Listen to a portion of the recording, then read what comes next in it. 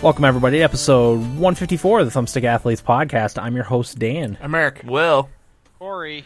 Today's date is July 6th, 2014, and our episode today is on Valiant Hearts, The Great War. Of course, another UbiArt framework game from Ubisoft. Does anyone have anything they want to tease for later on in the episode? WildStar. Do we want to do an episode on WildStar? I meant to mention that before we even started. But if we do, it should probably be like a month from now. Okay, after we've had some time with it? Yeah. Okay, yeah, we could talk about our initial experience with WildStar a little bit later. I played that. Yeah. Anyone else have anything they want to tease? I played Civilization Revolution 2 on my phone. Nice. That just came out. I've been playing a ton of Hearthstone. In lieu of Valiant Hearts. I didn't play much Valiant Hearts at all. Sorry, guys. But Come on. Hearthstone got me by the nuts and wouldn't let me go all weekend. Okay. I have nothing to tease for later. Me either, Dan.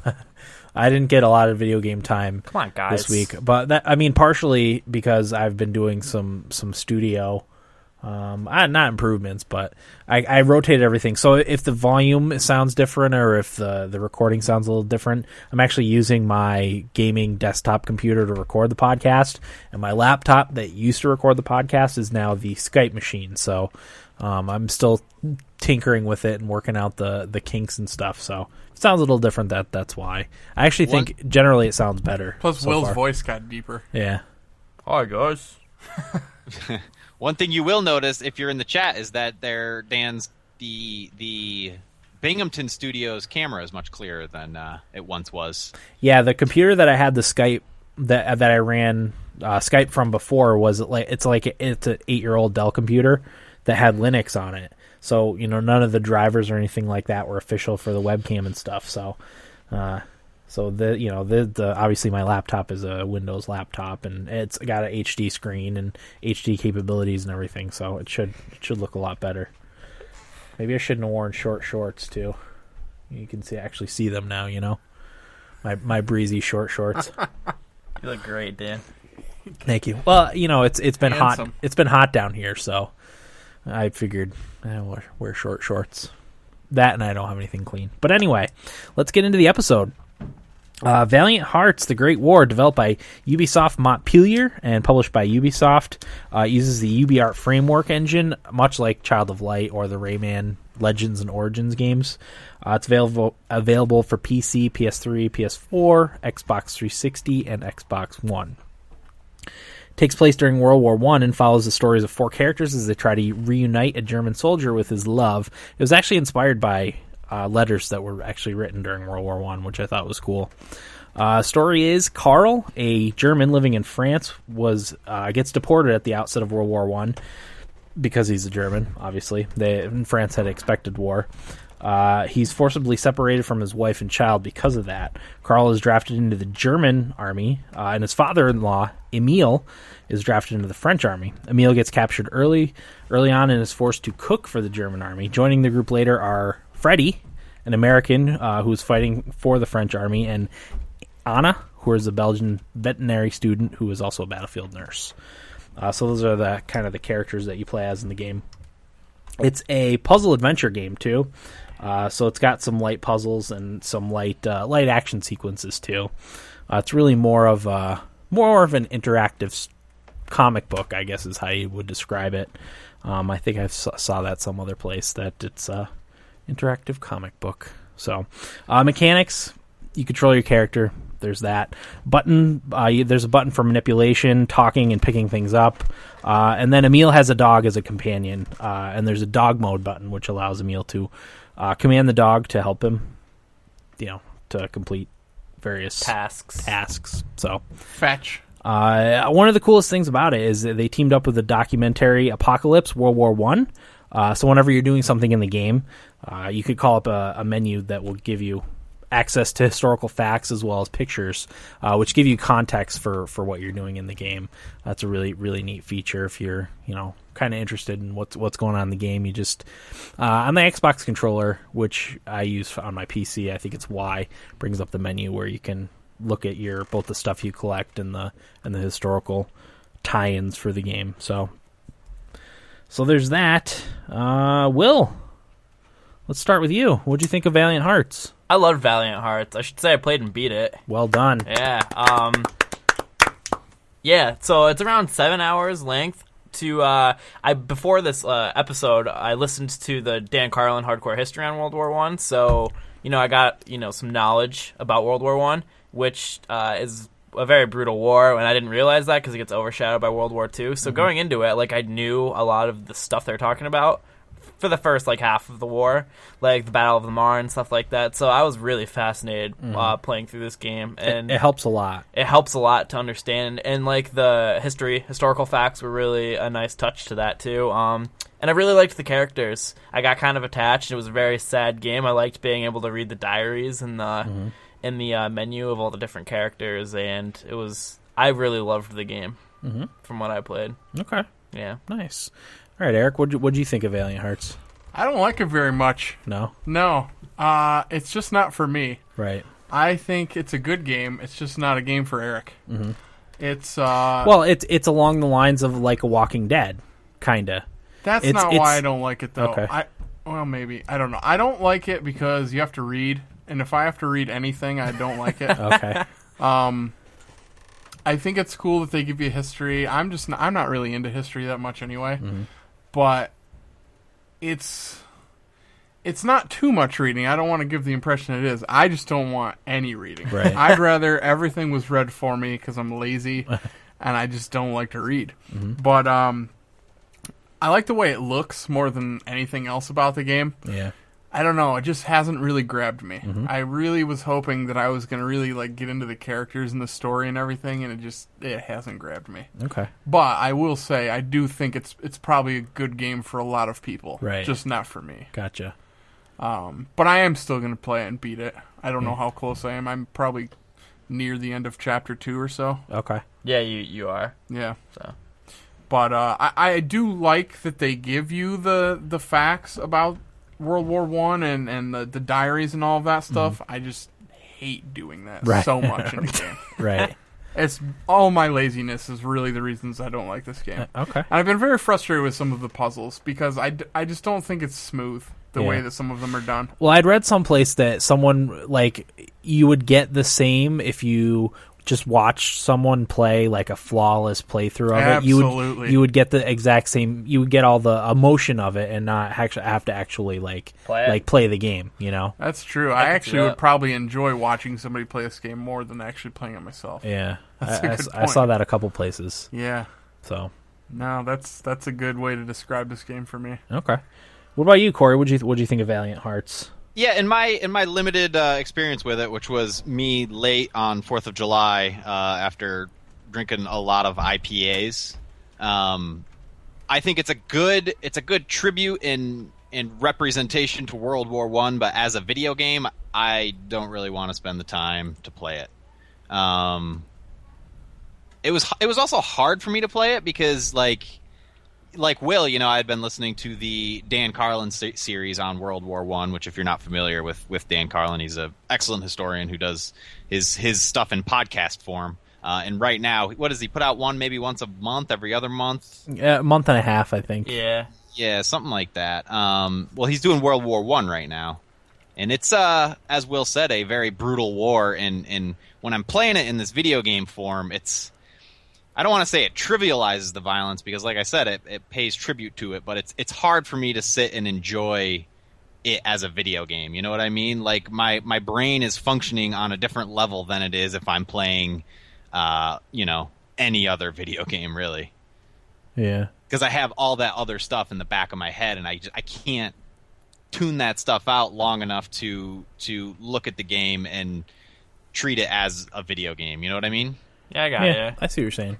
It does a better job as you get later on in the game of making you of representing the horrors that happened during World War One. How long did you play?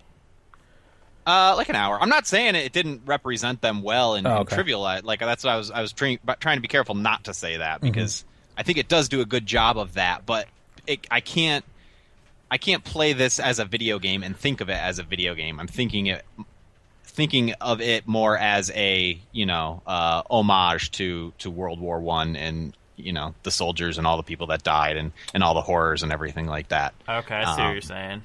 So because of that, I don't know. I can't really sit through it. So far, I'll probably give it a little more time. But I do really enjoy the history facts that you can pop up and read and understand a little bit more about what's going on and all that stuff. I do enjoy that part of it. A lot of them are pictures that they took and colored like later. Which I thought was cool. It is. It's very cool. Mm-hmm. But that's my limited experience so far. Again, I don't want to act like an expert here because I've only given it like an hour. Right. But okay. Yeah, I probably played, I would guess, about 3 or 3.5 hours. If I had to guess, I'm about halfway through. Are you on chapter 2? Yeah.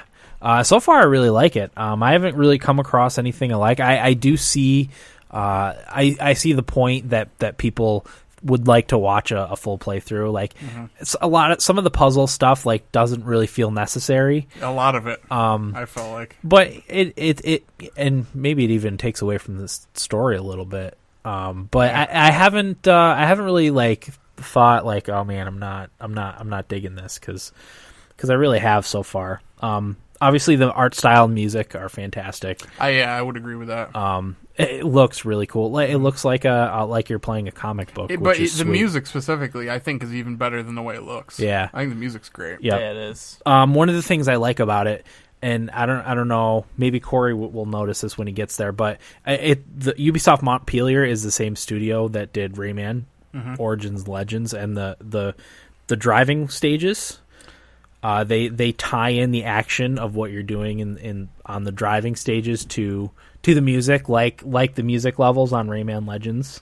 I thought that's kind of cool how they did that. I actually really liked the driving stages. Yeah, they were cool. That was fun. Those are some of the action sequences that you do in the game. Again, it's light action. It's not anything that's like really hard thus far.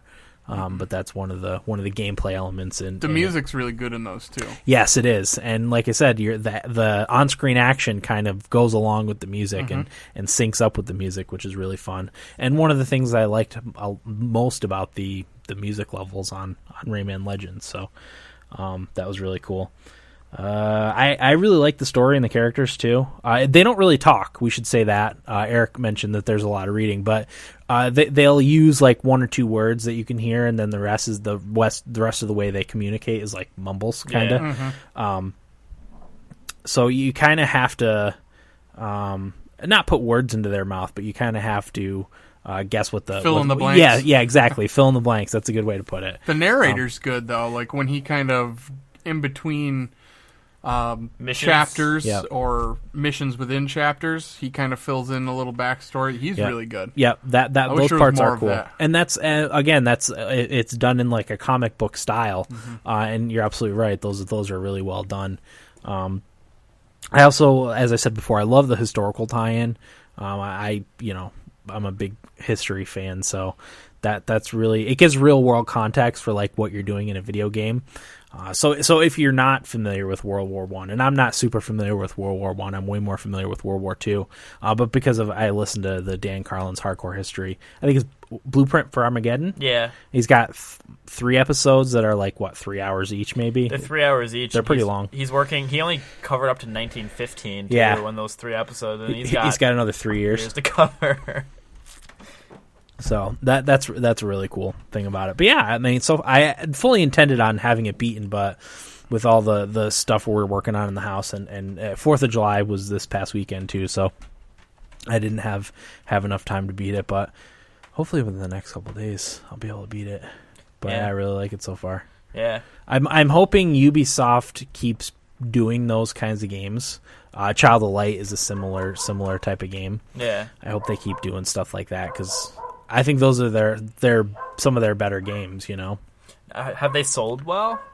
I don't know. I think Valiant Hearts has sold kind of well. Yeah, I don't know about Child of Light. I never heard anything. Yeah, but it didn't cost them very much to make the two games either. So that's true. You know, and they're all sold digitally, so they don't have to manufacture anything. Yeah. Which is good. I hope they kind of keep making games in the UbiArt framework engine. I do too. So, because and you know, like Eric said, he's not a huge fan of it, but Child of Light you really like. Well, too, I can appreciate it for what it is. I know that it's just not for me, right? Necessarily. I definitely see why somebody would like it. It's really just my laziness, right? That's basically it. Yeah. There's also collectibles in the game too, so if you go through and play it, it's got, I guess, a little replay value. I can't really see you wanting to collect all of them. Well, no, I don't see the need to play it again after you beat it. Yeah. I have found the need to collect everything while I'm playing it, but I agree. I wouldn't want to play it again. Go back through. Yeah. It's kind of the way I felt about Child of Light. I'll play it again down the road. Maybe in a few years to revisit, but so far I really like it. Will, I'm glad you beat it. So you could. Was it sad? The last mission. Pretty sad. If you like the characters and care about the characters, you're gonna be sad during the last playable mission. Oh man. Yeah, it's. Did you cry? No, because I'd never really cry. But if I was a little softer, maybe. So I'll cry. Yeah. Did you cry during Two of the Moon? Yeah, you cried. Oh yeah, I wept. So at the end of Two of the Moon. It's not as sad as that is, but you might shed a tear. Okay. And if you really like the characters, that is. I do so far. Yeah. So yeah, you might then. I like the characters too. I'm just not into them as much as Will, I guess. Yeah. A lot of the moments, for the reason that I really like the game, come in like end of chapter 2, 3, and 4. So my favorite playable character has probably been Anna. I like doing the healing. Yeah, those are pretty cool. Yeah, the medical missions are fun with her. There's a lot more Anna. Yeah. Coming up too. So. A lot of the reviews, I said that a lot of people said Anna was their favorite character in the game. So, yeah, I like the dog. Do you? Yeah. And when I clicked, because I bought it on PS4, but I didn't feel like playing on PS4 because I wanted Netflix going at the same time for some background noise, so I bought it on Steam too. And I clicked it, and one of the tags was dog, like the first tag. Nice. So I was like, there's a dog in this game. So, yeah, I found that funny. Yeah, the dog's like a war dog, a German Shepherd, which is good. Did they give a name for the dog? I don't think they did.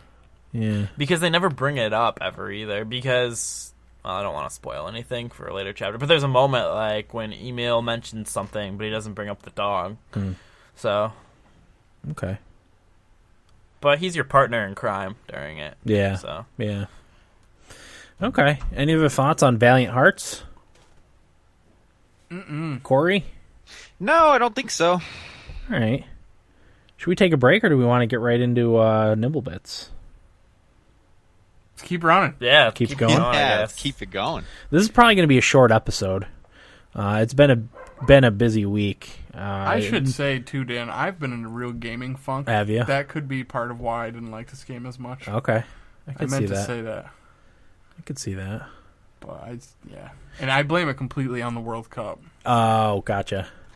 Yeah, it happens with me. Just want to watch soccer. Happens with me in the NHL playoffs. Watch him play soccer. Right. Yeah. Well, through video game. Right. Right. I don't want anybody to get the impression I'm actually playing soccer. Gotcha. Okay, Corey, you want to get started with Nibblebits? I would love to, only because I realized I did not tweet a single Nibblebit this week. Okay. So I apologize for that. Usually I have at least one, but I do not. With the holiday and everything going on, I just got caught up in the fun of the weekend. Right. Okay. How dare you? Yeah. All right, I'll go first then. I only have one Nibblebit too. Like I said, tough week. Jeez, guys. I know. New Oculus Rift development kits will begin shipping this month to the 45,000 people who pre-ordered them. Some could receive their units as early as July 14th, but nearly half of the pre-orders will be arriving sometime in July, and the rest will come at some point in August. So if you were one of the people that pre-ordered a dev kit, it should be coming pretty soon.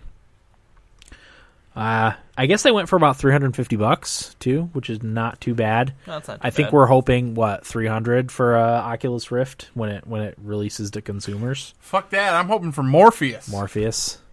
Yes. Yeah. See, I'm probably gonna go. I'll probably get Oculus instead of Morpheus. Well, I could see why you would. But only because, well, I mean, it all depends on what happens with No Man's Sky. If No Man's Sky is Morpheus, I'm gonna get Morpheus too. Just because that game... That'll be pretty cool. Yeah, exactly. That would be awesome. It was funny, though, listening to Giant Bomb, they had a dev kit for Oculus Rift. The Sean Murray, the I don't know if he's the head or the owner of Hello Games, was saying that they made a laptop, and they put a laptop in a backpack and wore the Oculus Rift, but they modeled their studio in it, and I guess somehow the Oculus I don't know if it had some sort of GPS thing on it, but they strapped themselves into the Oculus Rift with the laptop in their backpack and just ran around as fast as they could in their studio, and didn't crash into anything because they were they could see their studio awesome. built into Oculus Rift. That's pretty cool. Yeah, I thought that was awesome, and it was funny because they had Palmer Luckey, who was the owner CEO of Oculus. And he said, I guess Hello Games didn't get in trouble, but they got reprimanded by Oculus. And he said, "Well, I listened to that." Yeah, he said, "Well, we don't really like it when people do dangerous things like that." And they told the story of they were going to take a picture, Sean Murray of Hello Games, him and another guy, driving their cars into each other wearing the Oculus, and they were going to say, "If you die in Oculus, you die in real life." And Palmer Luckey's like, I don't know. Let's not do that. Yeah. But yeah, Oculus Rift dev kits should be coming this month. So I keep hearing little bits and pieces about Morpheus being better than Oculus. Yeah. Almost in every facet, even if it's just slightly. it's more focused, I think. They say it feels better to wear too. I could see that. For, I don't know if it's a finished product, probably not, but Right. I could see that. Okay. whatever. All right, Will, what do you got for nibble bits? My first nibble bit is that Battlefield 4 is getting some new DLC. It's called Dragon's Teeth. It got leaked on by a tweet by Origin. They weren't supposed to say that it was coming out quite yet, but the release date is July 15th if you are a Battlefield 4 premium user, so that means you get it 2 weeks early. This is all leaked. They haven't announced it yet. I'm assuming if Origin tweeted it by accident and then it got deleted right away, that it's probably true. Yeah. But if you've got premium for Battlefield 4, you'll get the Dragon's Teeth DLC on July 15th. I don't know what it includes. I didn't care enough to look it up too much. Battlefield 4 still doesn't work. Buy our DLC. Exactly. Still don't have our game fixed, but whatever. We'll throw out more paid DLC. I just can't. I don't know why they're still doing this. It boggles the mind. It really does. Yeah. Who's buying it? I guess if you already had the season pass, but who's just gonna buy that now as a single DLC? I can't. I mean, even if you're hardcore Battlefield, it doesn't work like it should. Why would you? That's just me. Why would you spend money on it? Frustrating. Yeah. Why would you spend more money on it? Yeah, just to that just sends the wrong message in every way. Yeah. I don't know. Yeah, you couldn't even join or make a squad, pre-game and then go into a game together, which is ridiculous. Which is the most fun part of that game. Yeah. Is getting in a squad with people so driving around in tanks. So you can work as a team. Right. It's literally impossible to join a friend's game. It's impossible. Yeah. It's sad because I really like Battlefield, but I don't know. Probably I'm not interested in getting Hardline. Definitely not going to get the next Call of Duty, even though I've said this the last 3 years. No, we're not doing it this year. We're not? Nope. All right, we're not doing it. There's way too many really good things that are coming out this fall to waste your money on Call of Duty. And Battlefield Hardline. For first-person shooters, I got the Halo Master Chief Collection to look forward to. Oh, yeah. You're going to have plenty of gaming to do. First-person shooter gaming. Yeah. This reminds me I could get an Xbox One with my next paycheck if I want. I wouldn't. See, What do you need it for? Well, I'm going to get the Halo collection anyway at some point. Why don't you wait? Year. I'm sure they're going to put a sick bundle out. That's a good remember point. how you got your Halo Xbox 360? That's a good point. They'll probably put something nice out. Yeah. Just save it. Just put the paycheck aside and save it. Yeah, that's a good idea. Yeah, that's a good point. I didn't even think of that. Yeah, because I mean, what would you buy like before then for Xbox One? I'd have to look. I haven't really looked at it yet. Yeah, I don't know that they have any exclusives. They don't really have a whole lot. Sunset Overdrive will probably be out before that, but yeah, I mean, did you play Rise? Not really. I would play Rise and Dead Rising. That's really it. I mean, if you're not itching to play those games, there's really not any reason. Yeah, I mean, I have Titanfall on the computer, so I wouldn't need Titanfall. You don't need that anyway. But, I mean, you probably at very least get like a cool limited edition controller. Yeah. You know? That's true. I didn't even think of that when... They'll do something cool like that, for sure. It's supposed to come out right before Christmas, too, right? Holidays, yep. So I'm sure they'll do something. Oh, yeah. Yeah. Well, you guys talked me out of getting one right now. You don't need one. That's right good. Now. Thank you. Mine's an ESPN machine. Thanks to Corey. Nice. Thanks to Corey. Good job, Corey. My next one is you can sign up for the Evolve PC Alpha now. Turtle Rock and publisher 2K, they're holding a very limited alpha testing in July, but if you sign up, there's a chance you could get in. I should do that. Yeah, you guys should definitely do that and let me play it. You can. Yeah. I don't have that much interest in it, but I would be happy to give it a try. I am hugely interested in Evolve. It's winning a lot of awards. Are you going to get it, Will? For PS4? Probably. God, we should just play it. We should. Let's just do it. What's the release date for it? Do you know? October? Yeah. Damn it. It looks so good. There's so much coming out in October. Did you watch any gameplay of it? Yeah. Didn't do it for you? No. Really? I feel like if four of us got it, yeah, Corey, the teamwork aspect of it could be so fun. Yeah, I could see that. You know what I mean? Yeah, I mean we'll reevaluate when we get there. Well, but I am getting it regardless, but I think because I think I'm going to push back Far Cry. Oh really? Yeah, because I don't think I'm going to get it right away because I want to get it for PC. Ubisoft has a really bad track record with PC games. That's true. Just get it for PS4, man. Because then you can do the co-op thing too. Yeah. I don't think I like playing shooters on with a controller anymore. Oh, God damn it. After playing on Titanfall, specifically on computer. You're breaking my heart. Damn. Well, because I played, the Destiny Alpha. Yeah. And it was hard. Damn. Because I got used to the PC different, controls. not hard, damn. It was hard for me. I mean, I'm not that good at shooters anyway. Yeah. None of us here are. You are, Will. Yeah. I think if you put even the most minimal effort into it, you're pretty good. Nah, I'd argue. Oh, all right. I think I suck, but that's neither here nor there. You should get Far Cry, Dan, for the PS4. Yeah, we'll see. I'm not thrilled with Ubisoft. I'd rather you got Evolve. Their bullshit with Watch Dogs. Oh yeah, that's pretty. Still not working. But think about this: they put out Child of Light, and I know Valiant that's the only Hearts. reason I'm considering buying any more of their games. They should stop doing AAA games for PC. Yeah, they stop or release ones that actually work. Work well. Put them out done. How do they put a game out that's not working well? I don't get it.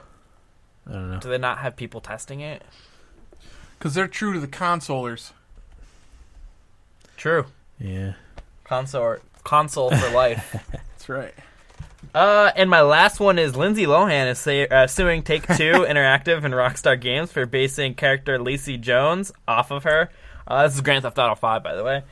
She says the developers incorporated her image, likeness, clothing outfits, and clothing line products in the game. The mission that you see her is an escort mission where you must escape the paparazzi, and her in-game dialogue portrays her as a famous actress with an eating disorder. She's probably a lot of actresses. She's desperate, right? I mean, yeah. Well, yeah. She's a wreck. for She's gonna die attention. soon. She's gonna overdose or kill herself or something for sure. That's sad. And I don't even think it's money. Not really. I don't even think it's money. I think it's attention. Yeah. She's just a wreck of a human. Yeah. She just went off the rails, Yeah. Isn't her dad kind of an ass too? I think her whole family's messed up. Yeah. Corey went to college with her brother. What? You did, Corey? Mikey Lohan? What did I do? You went to college with Mikey Lohan? I did, yeah. Did you ever meet him? A couple times. Was he normal?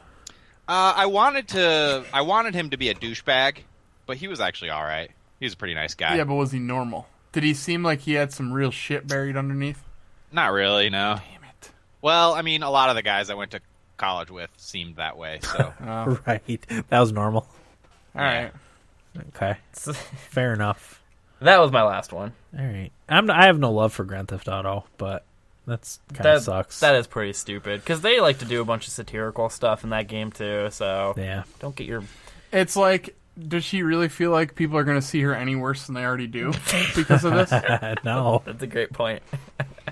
I don't see how it's going to tarnish her image. Right. That's already just brutal. Yeah, it's in the turlet. Yeah. She needs to hire a new PR person. If anything, like, didn't everybody forget about her? Yeah. Well, that's why I think she's doing it for attention. Yeah, exactly. I remember. Well, I mean, there was a time when she was pretty attractive. Yeah. Mean Girls. Yeah, well. Still haven't seen that movie. A couple years later. It's still a classic. Will, you watch Pretty Little Liars every day and you haven't seen Mean Girls? I don't watch it ever. First of all, actually good? Is that movie actually good? Because Yeah. all the girls my age quote that movie all the time, and me and my guy friends have no idea what they're saying. So, It's a great movie. Is it on Netflix? I think so. It might be. I think it is. I think so, too. Maybe I'll watch it. You're going to watch it. My turn? Your turn. No. The Wolf Among Us is going to conclude with episode 5 on July 8th, so when you're listening to this, it might already be out. For $5, you will get Cry Wolf. That's the last episode of the series. I've been waiting for this to come out because I got the season pass for dirt cheap. So now that actually I think might be the next thing I play. Nice. If I'm trying to decide if I'm going to get Last of Us for PS4 or not, but I'm going to try and beat Valiant Hearts, and then I'll probably play Wolf Among Us after that. Okay. So yeah, hopefully I know one of our listeners is Michael in Minnesota, a huge fan of the Wolf Among Us, and Jared in the Brooklyn studios with Corey, also a big fan. Nice. So I'm looking forward to trying that. I hope I like it more than I like Walking Dead. Yeah. We'll see. We're trying to figure out, too, if the Destiny beta, if you're going to be able to transfer your characters, we're trying... Because I think we all agreed that we don't want to spend too much time on it if you're just going to lose your character. It's going to be hard for me not to, though. Yeah. When's the start again? I think it's like 10 the days. 17th, yeah. 10 days. 16th. I looked it up. That's coming up. Yeah. So. All right, and my last one. Sid Meier's Civilization Beyond Earth is launching October 24th for $50, and PC is the only current platform it has been announced for. I'm jealous of that. I can't wait for That's that a series game. I've always wanted to get into. I just never had the PC capabilities. It's like crack. You could probably play like Civ 4 on that. I don't think so. Really? Maybe. Not even 4? Maybe. I think I looked. I'm not sure. Okay. Civ 5, probably not. Civ 5, I did look, and I couldn't. Okay. Because you know what? I could run it on my laptop, but it ran like ass. Yeah. It didn't run, basically. Ass. Yeah. So. There was one other nibble bit nobody tweeted that maybe I thought we ought to briefly touch on. Let's go. Dragon Age Inquisition, the first like openly gay kind of main character. Yeah. That's interesting. Yeah. I think it's for us it's not a big deal. Yeah, we don't because care that we're much. accepting of that. We don't care. But for some people, That's a big deal. it's a big deal. Yeah. That's why none of you were like, "Oh yeah," because we don't care. Right. But I thought maybe we ought to just bring it up. Yeah, it's fine. It's whatever. I like to see video games kind of mirror real life with all sorts of people. So yeah, none of us. I'm interested to see how they're going to like get that across that he's gay. Yeah. Like what they're going to do with that. Yeah. See, I always thought there was gay characters, but I think there was bisexual characters in Mass Effect and Dragon Age. And I thought they were just gay, but they weren't. I think they were bisexual. You could attract them. Well, he wasn't a main character though. Right. Do you think that it'll be more than just being able to like have a relationship with the same sex, and they'll get into like maybe some cut scenes with, you know? They've already had those. Have they? Yeah. In Dragon Age? Mass Effect and Dragon Age, both, I think. I just never stick with games long enough to play them. Was it Caden that could be? Both. Yeah. But again, not gay, but bisexual, because you could attract him as male or as a female. So. Oh. Yeah. Guess we'll see how it plays out. Yeah. All right.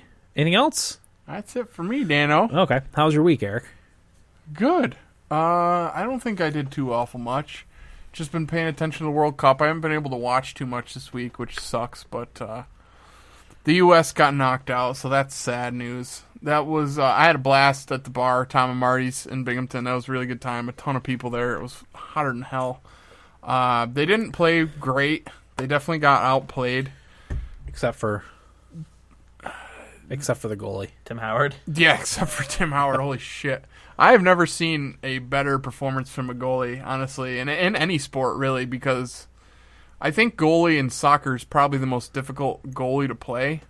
The net is so big. I don't think people realize it until you actually stand in that net, and you're like, how does anybody ever stop a shot? Isn't it like 20 feet wide or I don't something know. like that? It's humongous, however big it is. But he played so well. He actually broke the record for saves in a game. That game could have easily been 7-0. Really could have. I'm not even exaggerating. Wow. He played out of his mind. The team played good enough, I thought. I think they were afraid to get hit on the counterattack, which they should have been because that's how Belgium scores. But as much as we got dominated, we should have won the game. In the 93rd minute of extra time, our guy just blew it. Just blew it. I don't know if I think Corey saw. I don't know if either Will or Dan. No, I mean the only thing I saw from it was like highlights of all the saves. I don't know if it was off a corner kick or a free kick or something, but anyway, the ball went in. I think the goalie may have knocked it up into the air, and Jermaine Jones, one of our midfielders, headed the ball back across the net, and it dropped right to the foot of one of our strikers who had just come off the bench, and he just put it over the net. I have no idea how he even got it over the net from that angle, but he had just an open net, and it's just missed. Poor guy. Heartbroken. Yeah. Just devastated. But they gave a good effort, man. They were just outmatched in that game. You know, they just couldn't match up, which is fine. This is a stepping stone for them. Oh, it is, absolutely. They got some good young guys, and I think it was a good year for soccer in the United States for sure. It's definitely getting more popular. It's good to see. Where's the 2018 World Cup supposed to be? Russia. Oh boy. That should be fun. Yeah.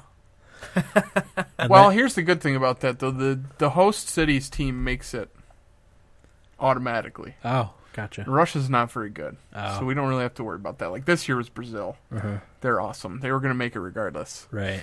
Tito in the chat actually brought up a free kick that we had that could have tied the game. It got into extra time. Belgium scored 2 in extra time. 2 really good goals off of counterattacks. And then we scored just a beautiful goal from our real young guy who was kind of a controversial player that made the team because he's only 18, I think, and he barely ever played for his team, but he plays for a real prominent club he plays for Bayern Munich in Germany. Oh, okay. For like their second team. But he came on as a sub, and Michael Bradley put a great ball into him, and it was a volley. It didn't even hit the ground. It was a really, really good shot. I did see that goal. Yeah, nice goal. From behind, he passed it from behind. Yeah, just kind of dropped it over his shoulder. And he kicked. That was awesome. Yeah, it was a great goal. So it's 2-1, and we had a free kick, and it's a set play is what they call them, and they work on these in practice. And I have literally never seen a set play work so well. And all Clint Dempsey had to do was just chip it up over the goalie. I know it's hard when in the heat of the moment to do that, but God, it was so close. We came so close twice. But, yeah, to no avail. But they played good. I was proud of them. Okay. Other than that, I don't think I got too much going on. I'm just in a big video game funk right now. It's that time of the year. Too. Well, I've just, said, the World Cup I've been all about that, and I've just been playing FIFA nonstop. It's the only thing I can really get into right now. Okay. It's not a good thing. Right. A, because I don't play anything else, and B, I just get so pissed off. All right. Constantly. That game pisses me off so much. I've been watching a stream of these FIFA tournaments, and this British dude, he plays a lot like I do, and I feel his pain so much when I watch him play, and he gets so angry. And I feel like all the same shit that happens to me is happening to him. Yeah. And he's actually pointed out some things that the way that other people play that I didn't notice myself that really makes me pissed off. Because you can have the AI help you defend, which I never do. I always try to do it myself. Yeah. And he just was pointing out how often people do that, and it's a lot easier. Okay. But I don't know. Not as frustrating. Well, it's just kind of like a cheap way out. You know what I mean? Like, are you gonna have the computer do it for you? You know what I mean? The computer knows what the opponent's gonna do already. Yeah.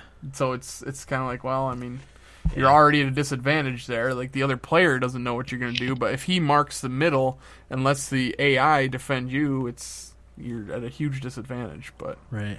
You can do it too, but you have to live with yourself afterwards. Right. You have to look at yourself in the mirror. I have a little more pride than that. More self-respect. A little self-respect. Nice. But gotcha. That's it for me, Dan. Enough soccer talk. Okay. Will, what about you? What do you got going on? I don't know if you guys want to talk about any of the hockey moves our team's made. Sure. We can get into that. Buffalo probably made the most. Oh yeah. Moves. Well, they had to. They didn't have a choice because they were like $20 million under the cap floor. Oh wow. Yeah. Can't do that. No. They had to sign some players. So yeah, they brought Matt Molson back. I was surprised to see he was willing to come back, but I guess he said that he really liked playing there and his family really liked Buffalo. So I'm sure the wife had something to say about it. Oh yeah. Why she liked Buffalo is beyond me. It's not quite as cold as Minnesota. True. It's still awful. The weather's terrible. There's nothing to do. Right. It's a dump. Like the rest of upstate. It's not just Buffalo though. It's all of upstate New York. His $25 million contract goes a lot further in Buffalo than a lot of other places. That's true. Yeah. But I'm glad he came back. He played really well for the Sabres. Mm-hmm. And they need, I don't know if he's a marquee guy, but for the Sabres, he's probably their marquee guy. As I said, he's going to look really good on a line with McDavid and Eichel. I hope they can get McDavid. Like Dan said, though, they're not going to suck this year. I think they're still going to be pretty bad. I think a top 10 pick. I don't know if it'll be a top 5 again.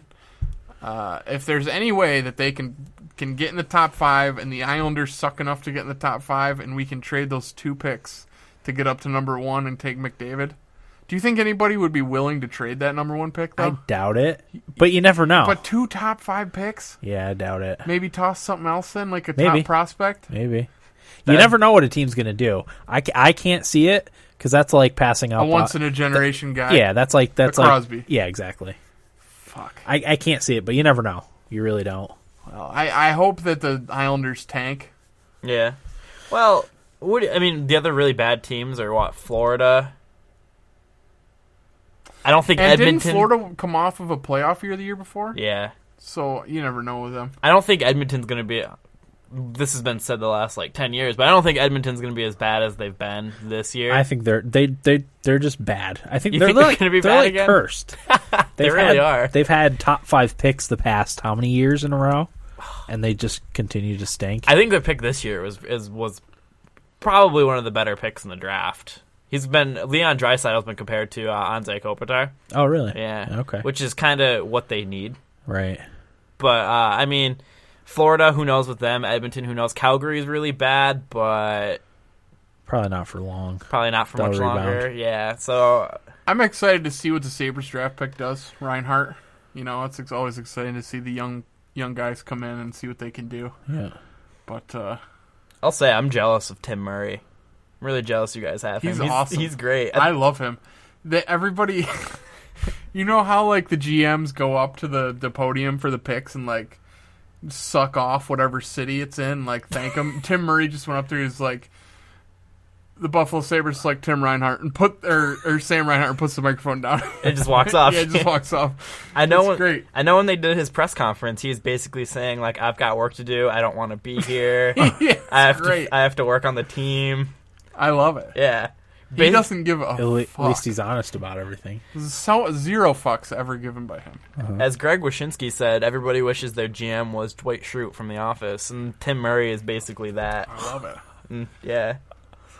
Nice. Yeah, I'm excited to see what Reinhart does at very least. I want to go to at least 1 or 2 games. So. Mm-hmm.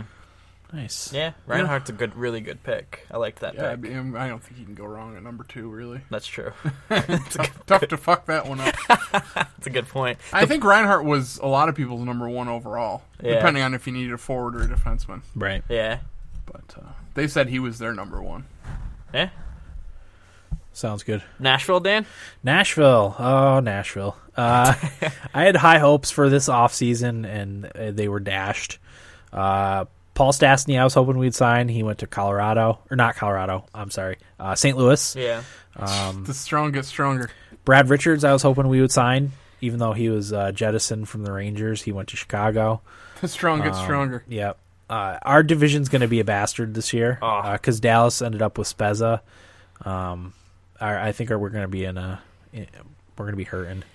It was funny because on our Reddit there was a Winnipeg Jets fan who came into our Reddit and said, "Jets fan here, guys. I just wanted some hugs." Yeah, because the Jets didn't get any better, and neither did Nashville. Yeah, we did end up signing Olli Jokinen. I don't know how I feel about that. He should be fine. We're still trying to trade for LeCavalier, who I think will be better for us than he was for Philadelphia. Yeah, but sure. As I said this to you, Dan, I feel like Nashville's a lot better than a lot of people think. We still needed a number one center for Neil. That would help Neil a lot. For Neil and Craig Smith. I think is going to be the other first line winger. Yeah. But who knows? We'll see what happens. I think they have a lot of players they can trade for a center. I heard maybe they're in on possibly getting Joe Thornton. I would think they'd have to give up a lot for him, but I don't know.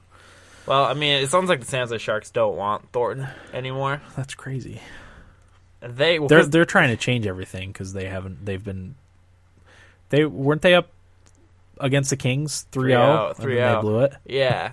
Well, people are just like, maybe you just lost to a better team. Like, don't just go away trading everybody. Right. They got rid of the players that needed to get rid of, but like losing Joe Thornton, it's kind of huge. If they got Joe Thornton, the Nashville would be fine. Yeah, we'll see what happens. Yeah. But yeah, and the Rangers got Dan Boyle, who they needed a power play quarterback for the power play because Brad Richards wasn't doing it so hot. I think during the playoffs, Richards had a shot at shot at 80 kilometers, and then Kopitar had a pass at 80. So Brad Richards wasn't getting it done from the power play point. So Dan Boyle will help with that. We lost Anton Strawman, which kind of sucks because he's one of our better defensemen. But, I mean, Dan Boyle's not a bad pickup. They got a tough guy, Tokarski? No, that's the goalie. They got a tough guy. I don't remember his name from the wing. And they got another defenseman that played for Tampa Bay. Other than that, the Rangers didn't do too much signing. They didn't really need to, though. No, unless I'm missing something, Corey. I don't think so. No, yeah. Couple small signings. Yeah, I mean, they pretty much only lost Brian Boyle, which kind of sucks. But then they lost Benoit Pouliot and Richards and Delzato, right? Richards. Delzato was a Predator. Yeah, he got traded mid-season. Oh, that's for Kevin Klein. I forgot about that. Which he's not even going to be on the Predators, apparently. No, they let him go. So he didn't really fit in. No. They already had, I think I said this, but they have 5 defensemen that are like him, so. Yeah. Let's see. 4th of July. Yeah.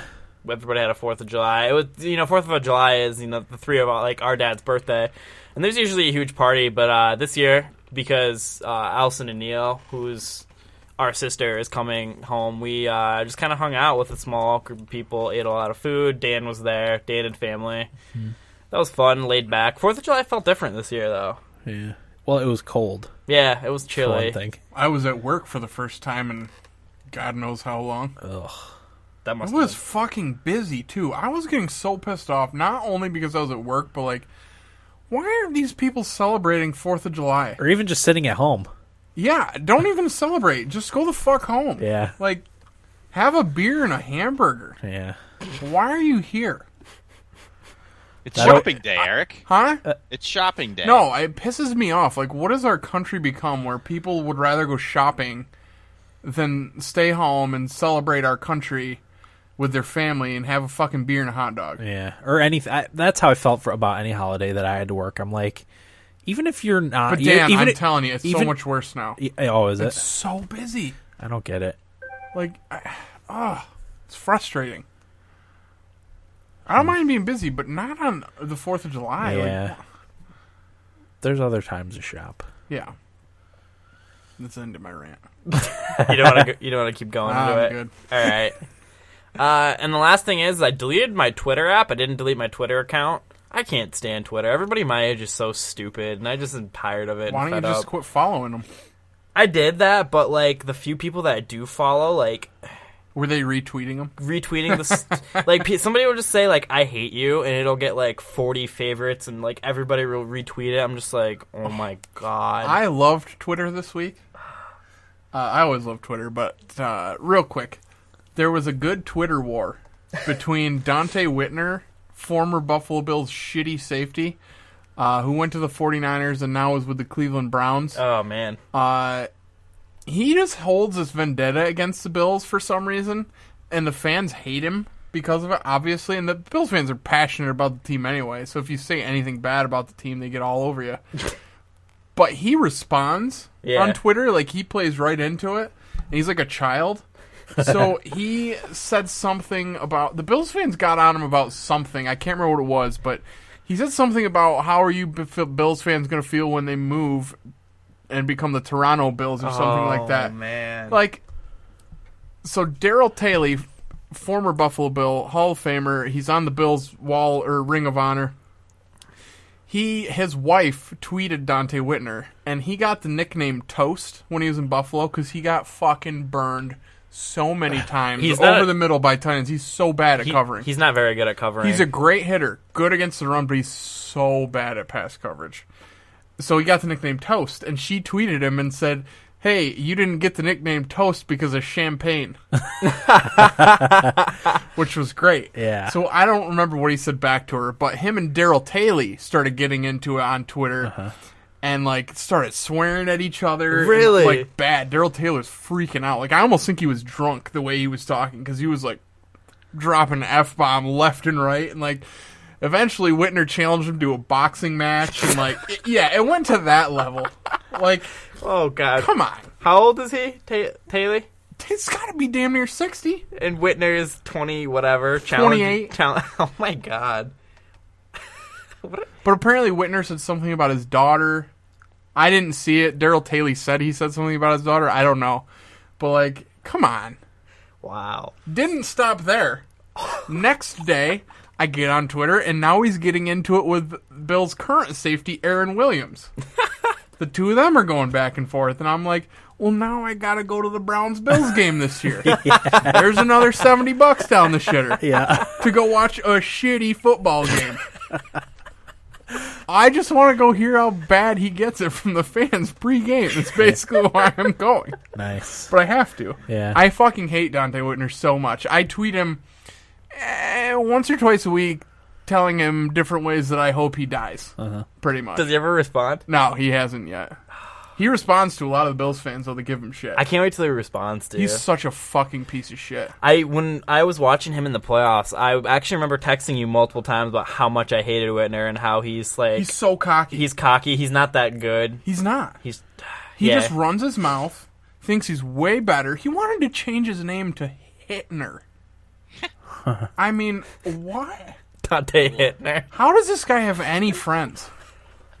He doesn't. That's why he's getting in a fight with people on social media. Just when he thought Twitter couldn't get any better, Alexi Lawless, who is a former U.S. soccer player, now an ESPN analyst, said something about Jeff Cameron, who is a current U.S. soccer player.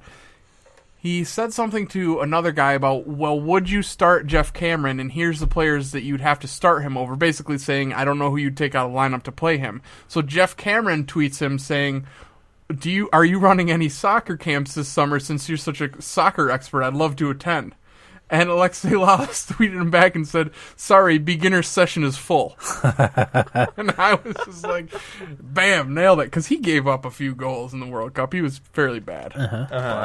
I just love that. Like, you never saw this stuff before, like, in public. Like, famous people duking it with out. a lot to lose. Yeah. Duking it out on Twitter. Yeah, like, setting up boxing matches against each other. Like, what the fuck? I will admit, like, that's the best part about Twitter. I just can't get past as I said, the stupidness of, the generation that I live in. Fair enough. You gotta follow the right people. It's so bad, and like I get notified sometimes when people favorite a tweet for people I don't even follow. Yeah, so the way that works now is kind of weird. They've added like you'll get tweets from people who you follow, who they follow, like occasionally, and I'm like, I don't want to see that. I'll get Eric, like, this is an example, like Eric Homa favorited Tim Howard's tweet, but like I don't follow Tim Howard. You get notifications for that? Yeah, there was like times I'd get 50 a day, and I would throw them like. Oh my god! I never get those. I don't never. It's brutal. So pretty much I just deleted my app. I didn't delete my Twitter account because who knows when I'll actually go back to it. Is there a setting you can? I've looked through the settings and I can't figure it out. I just wonder why I don't get anything like that. It might be the app that I use. I use a different app. That could be. But I just can't handle it. Everybody's so stupid. This is cynical me. I just can't stand it anymore. Though. Yeah. So I said whatever. So I deleted it. So if anybody tweets me fan wise and I don't respond, it's not me being a jerk. I just don't have the app anymore. It's kind of hard for the Thumbstick athletes because now I can't check what was tweeted while like I'm at school or at work or something. Just log into it on your browser on your phone. I didn't think of that, Dan. You're smart. You know. Yeah, I don't get by the way, I don't get paid the big bucks for no reason. Since this has turned into the sports episode of the Thumbstick Athletes, fuck Ann Coulter for putting her stupid article out, only doing so for seeking attention about how soccer fans and like the popularity of soccer in this country showing like, I can't remember how she worded it, but basically saying that like Americans are less for liking soccer and it's bringing our country down. Yeah. What the fuck does that even mean? Fuck her. All right. Okay. Anything else? Anybody wants to get off their chest today? I think I'm all set. I think I'm good. Yeah, I think I'm good now too. Corey, what do you got? All set, guys. Went I'm off good. the wheels there, off the rails. Really way off the rails. Are we back on weeks? Yeah, what'd you do? I'm off my week, so. Are we there? Are we still there? Yeah. I don't know where we are.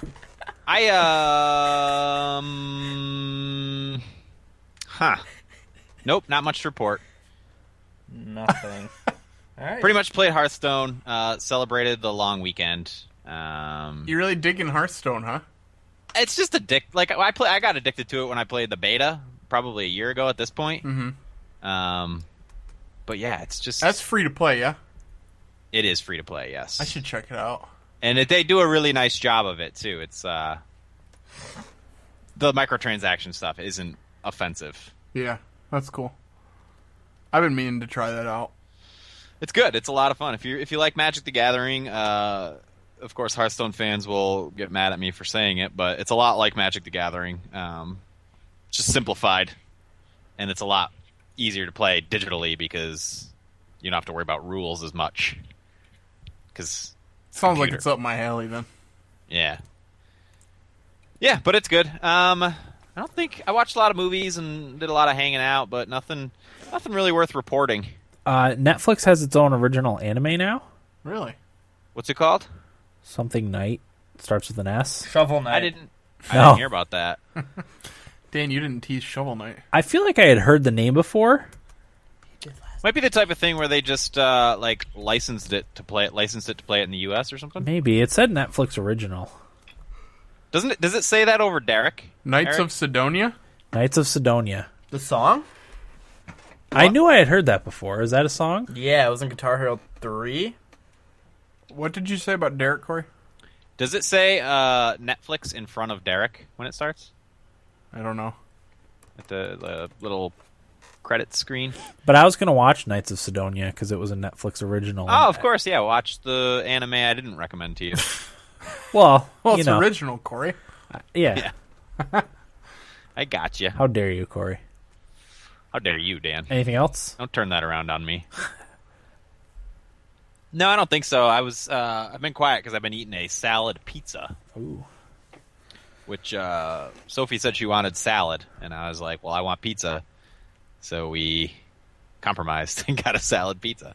But I thought it would be like pizza with, some salad toppings on it, but it is just a brick of salad on a pizza slice. Is it good? I'm not going to complain. All right. Sounds good. I feel like I could complain about that. Yeah. Bastardizing pizza in that way. It still has pizza flavor. They might have like seasoned it underneath with your familiar pizza seasonings. Gotcha. Okay. Anything else, Corey? No. All right. Yeah, I don't really have anything else. Anything else to add? I've been just working on the house and stuff. So, working on the studio. If anyone hasn't, I don't think you can tell in the stream, but I have my gaming desktop down here now to do the recording for the episode, and this is going to be where I'm going to play most of my games. I can start recording videos for the podcast now and whatnot, so that'll be a nice thing. The only other thing is I added more products to our I added a new logo, I should say, to our Cafe Press store. With stuff you can buy for that. It's our logo. It says podcast underneath it, and then it's our thanks be to games motto. So if you wanna buy those and support the podcast, feel free. If not, you certainly don't have to. And if you want anything specific too, just let me know and I can add that to the store. I only added a handful of things that I thought it would look good on. So I think even underpants are on there now. So if you want Thumbstick Athletes podcast underpants, hell yeah, be my guest. So thongs. That's all.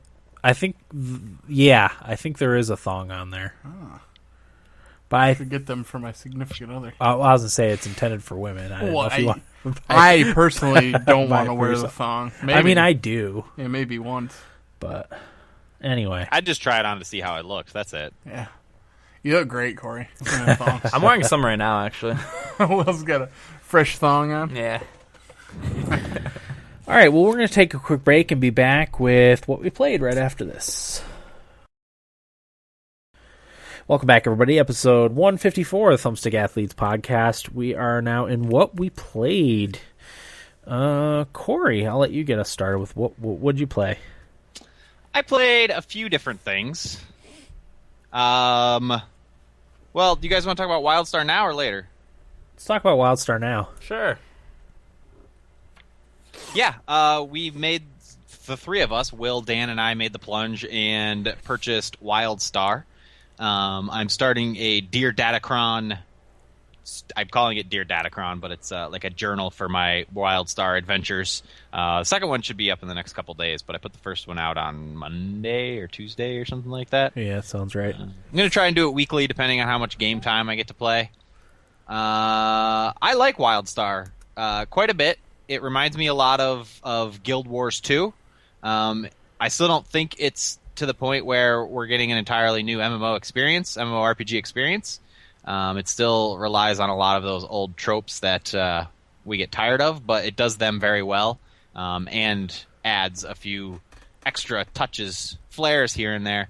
I didn't realize the name WildStar. It's sort of like it kind of has like a Wild West future feel. Yeah, it does. But like taking place in a futuristic time period. It made me think a little bit of Firefly. Yeah. Not exactly, but it has the same type of Wild West feel to it. Right, yeah. In a science fiction setting. Same setting, but, a different mood, kind of. It's a little bit sillier and cartoonier. Yeah. Maybe Tin Star. Yeah. Yeah. But yeah, I actually really like it. I'm up to level 10 now. I'm really enjoying the path stuff, which is separate from your actual fighting class. I'm a warrior, but for my path, I chose Explorer. And that's a lot of fun because you get a lot of path-specific quests. And I don't know, you guys chose different paths, right? Yep. Yeah. I'm an engineer scientist. I'm a settler stalker. Okay. Yeah, and it's cool because I'll run into this stuff. The path stuff kind of reminded me of Star Wars Galaxies because I'll be out in the middle of nowhere and I'll come across like a settler bonfire or something, and it'll give me a stat bonus. But the explorer stuff is what my character is doing, and it's really cool because you have to scale some really high cliffs that sometimes only explorers have access to plant a satellite to complete the quest. I found a couple hidden secret passages, like this grotto. I forget the name of the area I was in, but it led from one end of the map to the other just by taking this short little separate zone. I really like that stuff, and to me, that stuff's the most fun. But the combat, like I said, it's a lot like Guild Wars 2, and it's very active, and that helps to keep things interesting. Yeah. I like how they do. I actually spent one of our listeners, Tito. He played a couple hours with me and just kind of ran me through the basics and explained everything to me that probably would have taken me several more playthroughs to wrap my head around. So it was nice to have his help in guidance early on there, and taught me about how in combat, like the more elite enemies have rating next to their name. So if it's like a 2, it takes 2 interrupts before you'll actually interrupt them. Oh, okay. Which I'm not sure I would have picked up on, and that makes a huge difference. And because my character has a kick that's an interrupt and like a knockdown or something like that, which normally, if I could use it and knock somebody down, it's enough. But when it takes 2 of those, it's not enough for me to take them down. So that's what makes it more difficult, in addition to more hit points and all that stuff. He taught me how the hot bars work, and I like that it's limited abilities, but eventually you add more hot bars, from what I understand. Just a lot of cool stuff.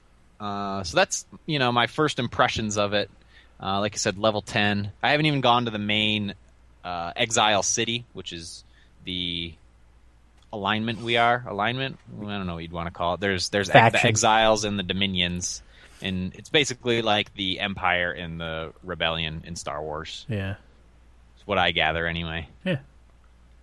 What do you guys think of WildStar? I dig it, but I played the beta quite a bit. So during the beta, I actually made it to the Exile City, and that was where I had to stop. So, but the area that I'm starting in is different from the area that I did in the beta. And I don't know if that's because I'm a different race than I was before. I don't know if that determines your newbie area. I think so. Okay. So I am in a different spot, so I'm not familiar with what I'm doing yet. But it's fun. It's a fun game. Yeah. What about you, Will? Yeah, I really like it too. I'm level 13. I think I'm level 4 or 5, maybe. I think you're 5. Yeah, I didn't get to play that much. I don't really know what I'm doing, but I really like it. I'm pretty much just questing and killing things. That's about it. I'm not doing a whole lot of my path stuff, though, because I don't really... I don't know how it works with mine, because I'll do some of a quest, but I'll finish it, but I don't get experience with that, so I don't really know what I'm doing. Mm-hmm. But yeah, Tito explained a little bit to me too over Steam about having a home and stuff like that, and that sounds really cool. And I'm looking forward to grouping up with you other 3. I've got to catch up. Yeah, maybe I'll do that tonight. It doesn't take a long time to level, and they have a mentoring system too. Oh, okay. Yeah. All right. The old EverQuest days. We think we're gonna do an episode on WildStar probably and talk a little more in depth about it, but that'll be after we've had some time with it. Can talk about more than the newbie zones. Yeah, exactly. Okay. I also I'll just get through these quickly. I finally beat Borderlands 2. Hey. Wow, Corey, good job. Well done. Approximately 1 year after starting it. Jared and we played through the whole thing together and just finally beat it. But it wasn't pretty. The very end, that game got frustratingly hard, difficult towards the end. You're probably under-leveled a little bit. I think so, because I think the bosses scale to your level, but everything before it doesn't. I could be wrong. But yeah, so that last bit before, I won't spoil it too much, but before you get to the final boss, took us forever. And it was just the game stopped being fun, so we didn't want to turn it on as often as we had before. So that's why it took so long. But then we finally beat the last boss, but it glitched, and the last boss fell on top of a button we needed to press, and we couldn't get through the last boss to press the button. That's horrible. Yeah, so we're like, oh my god, are we going to have to fight this guy all over again? So I did a little bit of research on the internet, and it told me, this one guy said, if you fast travel back to the same zone you're in, you'll just have to run through a brief bit to get back to the boss, and it will hopefully still be dead and hopefully be dead in a different spot. So we're like, all right, that's fine. But that last bit we would have had to run through was what was so difficult for us the first time. But we did it, and it probably took us a half hour to run through this difficult spot to get to where the boss was again. And when we finally got through it, we were relieved the game froze. You relieved Not only the game not only were we victims of a glitch, we were victims of a frozen game. Wow. Yeah. And we were ready to give up, but I'm like, no, come on, let's just stick it out. So we booted it back up. We had to run through that little area again. Fortunately, the last boss was still dead, and we were able to press the button and beat it. But I hate stuff like that when something in the game prevents you from enjoying it, not because of that's what game it is. Like, not like Dark Souls, like glitches and stuff. It just bugs me to high heaven. Yeah. What'd you think, though, overall? I liked it overall. I wish I could have spent a little more time with it. I think I'd like it more on PC, and I think I'd like it more. I'd like it playing with people, but having my own screen. Yeah. Because 2 people on the same screen in that game, I think, is too much. There's too much going on, and like when you're going through your menus and stuff, it's too small to have it shared screen with somebody. Yeah, that's true. But I really like Borderlands. I'm looking forward to whatever they do next. The pre-sequel. In addition to the Tales from the Borderlands thing. Yeah. That'll be cool. Yeah. Okay. I also beat The Room 2 on my tablet. Well done. That's another game that kind of came out of nowhere and I fell in love with right away. It's all about solving these puzzles, but it takes place in like the early 1900s, and it's all based on the touch screen. You're manipulating everything with your hands and moving all these switches and solving these puzzles, and it sort of has like a Myst kind of vibe to it. But it's a really fun game. I recommend it. Is that the one I recommended to you? You said you wanted to play it. I got it through a Humble Bundle a while ago. But that's like the first tablet game I've ever played. I've got a few others from that Humble Bundle, because the Humble was doing the Android bundles for a while there. Yeah. And I had just gotten my tablet when they did their last one. So I bought it, and the room was in there. So yeah, I beat that too. Well done. What else did I play? Oh, Hearthstone. I've been playing a ton of Hearthstone. There's not much to talk about with that. I've talked about it in the past. It's very addictive. It's hard to put down. And I just now have enough coins to do a tournament again, which is a lot of fun. The tournaments, it's like a draft of cards. No, they give you a set of cards, and with that set of cards, you have to make a deck. Everybody has to, with the same set of cards, and then you just go in, and however many matches you win determines the prize that you get. But it's pretty worthwhile. I think it's 150 coins to enter the tournament. And go through the tournament, or you can use 100 coins to buy a card pack, which gives you exotics and rares and all that good stuff. Is it hard to earn that many coins? No, every day there's quests. There's 3 different quests you can do, and each of them give you 40 coins. And they're easy. It's like 2 games with a mage deck, or win 2 games with a warrior deck. And for the longest time, all I had was a mage deck, and that's all I played with, just because I was trying to perfect one deck before I branched out to the other ones. But I've been experimenting with some of the other ones just to get more coins, and it's a lot of fun. There's a lot to like about that game, and like I said, the pay structure as a free-to-play game isn't offensive, so that really helps. It's really popular on Twitch, too. It's very popular, yeah. Maybe I'll just keep playing Hearthstone all the time, and it'll be my esport. There you go. I don't have to worry about slow reflexes. Twitchy gameplay. Yeah, they give you enough time to take a turn. Nice. But yeah, I really like Hearthstone. Civ Rev on my iPhone I started playing. It's a lot like the first Civilization Revolution, except it works really, really well on a smaller mobile device. So they made true on that promise that they were developing it solely for, the development was particularly for mobile devices. It's great. It's fun to have Civilization in my hand while I'm everywhere. Kind of the same way I feel about having Final Fantasy VI on my phone when I'm everywhere. Uh-huh. All right. That's it. Okay. Will, what you got? The only thing I played extensively was not Hearthstone, WildStar. I played a little Dragon Age. The first time I ever really played it. I like how it played. It felt like an MMO, sort of. I don't know. You said you didn't really particularly like it on the PC. Not as much as playing with a controller on a console. Really? Yeah. Do you know why that is? I think it's because I spent so many hours playing it with a controller because I beat it like 3 or 4 times on Xbox 360. So it was all muscle memory with the controller. Yeah, and you're used and to it. I was baffled when I tried to play it with the PC controls. Okay. I kind of liked it, having not really ever played it. Right. As I said, I felt like an MMO because the buttons were hotkeyed to your like 1, 2, 3, 4, and I made a mage and stuff like that. I want to try and beat Dragon Age 1 and 2 before Inquisition comes out, but other than that, I don't think I really played anything. I pretty much put my time in Valiant Hearts and WildStar, which we've talked about. So yeah. All right. What about you, Eric? What do you got? Nothing, man. All I played was Valiant Hearts and FIFA.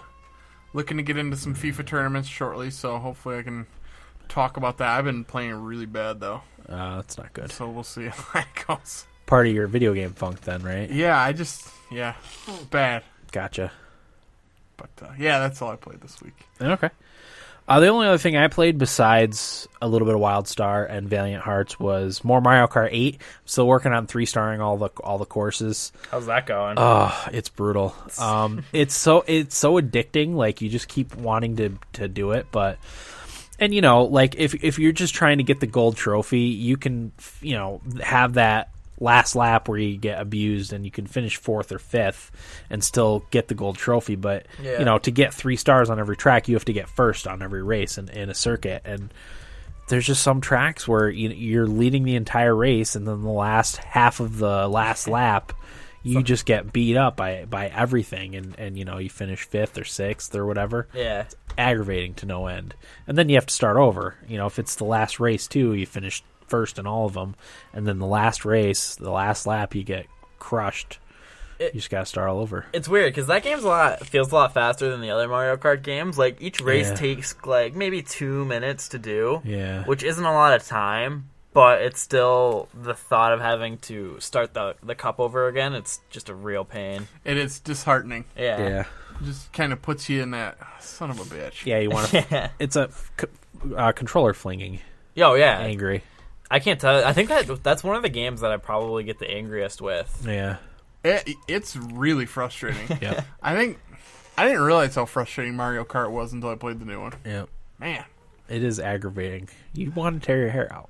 You really do. And I'm not prone to video game anger. No, not but Mario Kart brings it out in me. Yeah. I've, punched the bed when I was laying on it for stuff that's happened. Yeah. It's frustrating. Especially when you get hit with a green shell out of nowhere. I'm good with the green shells. Really? Yeah. I get mad because those are not directed like the red shells. Yeah, so when I get hit by one, I'm like, that's bullcrap. I shouldn't have been hit. You have to manually aim those. Yeah. But, that game's frustrating. You're right. I should mention, though, that the Wii U Pro Controller, the battery life is insanely good. Really? I charged mine fully when I first bought it, and I've played 30 hours of Mario Kart, and it hasn't needed to be recharged yet. Wow. I charged it that one time. When did Mario Kart? Oh, it was over a month ago. It was in May. Yeah, the end of May. So I've had the controller over a month, played like 30-something hours of Mario Kart, and I haven't needed to recharge a controller yet. So. Wow. It's a big difference to the Wii U gamepad, which you can get 3.5 hours out of, or the PlayStation 4 controller, which you get 6 or 8 probably. Feels like 3. So that's great that the battery life on that controller is so good. It also feels nice. So I wanted to compliment Nintendo on the Wii U Pro controller. Mm-hmm. And then that's all I played, I think. Yeah, that was it. I might have played a few minutes of something else. I had a real bad gaming week anyway. I'm really hoping to get some better gaming in this week. Yeah.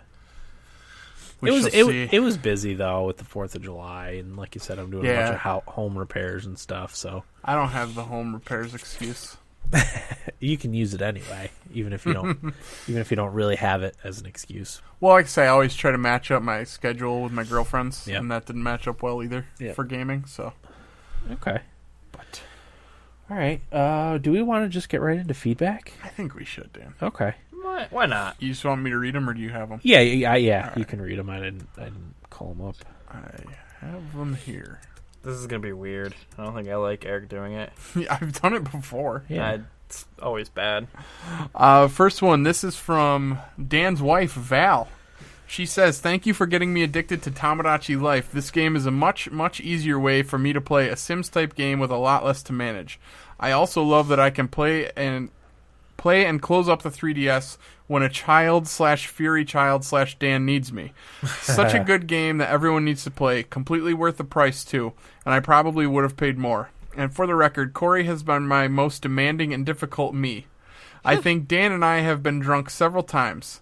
Will has been low maintenance and is making the moves on a few ladies, and Eric enjoys his arcade setup in his apartment." The end. Nice. So, yeah, Tamagotchi Life. Dan, did you play it at all after she bought it? No, I haven't. Can you do like a separate save? Maybe I wouldn't think. I wouldn't want to mess up her game. I don't think so, Corey. Do you think you can? Maybe if you back out of the game and start it over, you can load a different save. Maybe. Can you load a different me on a 3DS when you start it up? I really think there's only one. It's not like the Wii U where you pick a me and that's like your profile. Okay. That you're using. I think it's only one. I would say not then. I'll have to look into that. Yeah. But yeah, she really likes it because when she's up with the baby at all hours of the night, she can just flip it open and play that. Before she was spending time reading people's idiotic things that they post on Facebook, and now she has a video game to play that she really enjoys playing, rather than relying on Facebook for, like she said, being able to close the 3DS up whenever you need to. That is one of the best things about that game, and you don't feel like you're missing anything. Yeah. It's not something you need to rush back to. Yeah. Because there's a lot of things to do, but you can. It's all spaced out over time, kind of, and you don't miss anything by shutting it down. And And one of the things she mentioned too was, she's played like The Sims.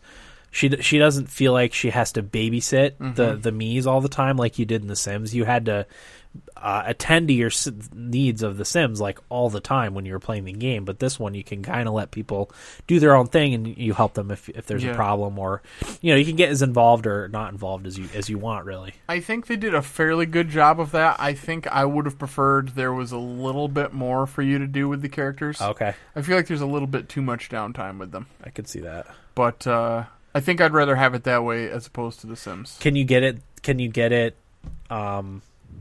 Would adding more characters give you more to do with them? Probably. Okay. That's the problem I run into. Yeah. I don't like creating the characters as much because I don't feel like I do a good job. Right. Yeah. And I'm lazy. She's made pretty much everyone we know in the game. Yeah. Yeah. Which is a lot of people. If there's people that I don't have, I should import them to mine. By the way, Dan, I was going to tell you, I got a street pass from you. Oh, did you? This week. I don't know, how. Because I've driven by your house every day, and I've never gotten one until this week. Huh. I wonder if the you know what? Because the couch is probably the closest point to the road, right? So, and that's where that's where the wife's been keeping it, is on the arm of the couch. That's probably what it is. It was probably just close enough that if you drove by with it in your pocket, you got a street pass from me. And I did. It's been in my car. Okay, that's awesome. I'll have to remember that. Yeah. Maybe if we keep it out there, we'll get more street passes. Eric, you should start. You should start slowing down and pulling into the driveway and slowly backing out just to get a street pass. To get a street pass. I always wondered what the range was. It's probably different for different situations, but it's decent. Because I remember picking up Will from college one day, not really being near anybody, and I got 7 street passes. Dang. Yeah, I didn't even see anybody around. It was night and it was winter, so they were all hiding with their 3DSs. Maybe they didn't want to see in public in their cars. Yeah. Okay. Corey, most demanding and high maintenance. I think that's pretty obvious. Yeah, that's an easy one. Sounds about right. Dan has been drunk several times. I think she's probably referring to she went into the apartment and you guys were probably rolling around on the floor or something. Probably. Yeah. Yeah, and Will's putting moves on some ladies, just like real life. Will's a lady killer. Yeah, totally. Yeah, totally. What are you playing, Will? Basketball. That looks really cool. That does look fun. But anyway. Yeah, on to our next feedback from Facebook. This is Rachel G. Don't know where she's from. Yeah, let us know. Let us know where you're from. Yes. It's kind of a long one. Bear with me if I screw up a few times. Hey, guys, it's been months since I last wrote you all to ask about Wii U games for my dad. Here's an update. I got the Lego Star Wars and Lord of the Rings games, and although I don't think he plays them when we're not around, he gets a kick out of playing with me and my brother when we come over to the house for dinner and whatnot. It's fun family bonding. When I went to the store to get those games, the cashier recommended Rayman Origins. I remember one of you guys recommending Rayman Legends, and Origins was cheap, so I got that. We haven't played it yet, but I'm looking forward to trying it. As for me, I'm sort of new to gaming. My older brother always had the game systems, so I love a lot of old games from SNES, Sega, and N64. But whatever happened between N64 and PS3, I missed it. When I was finishing up college, I discovered playthroughs on YouTube. I didn't have the funds to get my own system at the time, but I thought it was really amazing how far video games had come. I would put playthroughs on as background noise while I was studying or hanging out. I still watch them sometimes. My favorite is Center Strain 01. He plays games on the highest difficulty and with perfect stealth if possible. Now that I have a job, I decided to get a PS3, and I was gifted a pile of games from some guy friends. Some of them I know are widely regarded as good games, i.e. Far Cry 3, Bioshock Infinite, GTA 5, Arkham City, etc. And others are random games that I haven't heard much about. I plan to try them all eventually. The only thing stopping me from getting through this backlog is my addiction to Borderlands 2. I love the art, the story, the humor, the co-op option. I keep trying to play other games, and then before I start, I just end up back on Pandora killing bandits. Okay, well, I better wrap it up. Thanks for all the work on the podcast. It continues to be entertaining and informative. Rachel. Well, thank you. Yeah. I am also in love with Borderlands 2. I wish I had more time to play it, because I have all the DLCs now, which I never had before, and I just haven't, I've got such a fat backlog. As well as PHAT, yeah. As well as, the new games that are going to be coming out over the next... I got Last of Us Remastered coming out at the end of this month, and then fall is brutal, so I haven't gotten the time to play Borderlands as much as I would like, but yeah. I absolutely love the Borderlands series. And there's a new Borderlands coming out in the fall called the Borderlands Pre-Sequel. It's the events leading up to Borderlands 2. In between and that is Borderlands coming to PS3. Yep, it's coming to PS3 and Xbox 360 and PC. So keep an eye out for that. We'll keep you posted when the actual release date is. They might have a release date. I'll check. I think it's October. The end of October, maybe. I think it's October. And it's basically the story of how Handsome Jack turns into a bad guy, which is really cool. So I'll be getting that when it comes out. We're checking the date for you now. Yeah. I'm pretty sure it got a date. And then October 14th. October 14th, okay. And then there's Tales from the Borderlands too, which is, I don't know when that's supposed to come out, but that's like the Walking Dead video game and the Wolf Among Us. Yeah. It's in that same vein, but it's based in the Borderlands universe. So I don't think there's a date on that one yet. On that. No, yeah, that's a digital only, so it won't really be on Amazon. Okay. So awesome. I do want to say you should try Bioshock. You should play Bioshock Infinite too. You should try all those games you named. They are all really good games. Definitely. Arkham City is one of my favorite games ever. Yeah, Arkham City is really, really good too. Yeah. While I don't like Bioshock Infinite as much as the other guys, it is the best ending I've ever had or experienced in a video game. Yeah. Really good story. Yeah. Real good. But I can understand the wanting to go back to Borderlands. I'm a big fan. I should give that another whirl. We should co-op it, Dan. Yeah. It's long. Let's do what Jared and Corey did. Do you have it on computer? No. I'll play it. I have it on computer, Dan. Do you? Yep. Sorry, you guys are really fucking cool. Corey, you want to play on computer? Yep. That's fine, guys. I'll just twiddle my dick over here by myself. Yeah, I doubt that. You can come over and watch. You think I want to watch you three queens playing Borderlands 2? We can stream it for you, Eric. No, that's fine. I'm busy that night. You should check and see if it'll run on your laptop. I don't want to buy it. I don't think it will. After we can play some Torchlight. I have it for free on PS3. PS3. Maybe me and Rachel will play together. There you go. That's a good idea. Yeah, Bunch of dicks. All right, what else did That's it, Dan, for feedback. Okay. Well, what was the first part of her? Shit. You caught me. She bought the Lego Star games. Wars That's right. and Lord of the Rings for Pops. Yeah. And Rayman Origins. Okay. Because that was a little cheaper than Legends. Did she say Wii or Wii U?